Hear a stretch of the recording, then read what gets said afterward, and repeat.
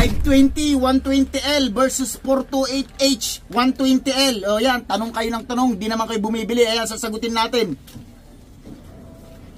Yan, binuksan ko pa para sa inyo, para ma-compare natin yung haba niya. Puro kayo tanong, bakit daw 120L lang yung pinapadala ko sa 520? Ayan o, ito, So, ito yung 520. Ito yung 520, ito yung 428.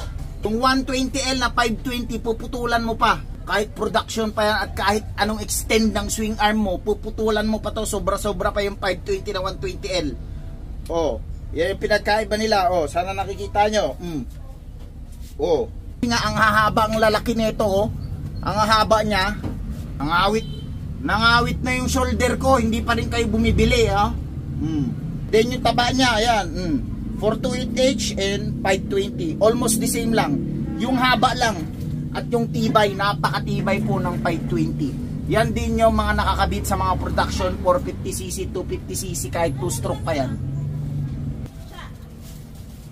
Okay? So yan, ganyan yung haba niya, layo. Kung ayaw nyo bumili, mag-share and follow na lang kayo kung ayaw nyo bumili. Basta listo mo to, wag ka nang magtanong, bumili ka na lang.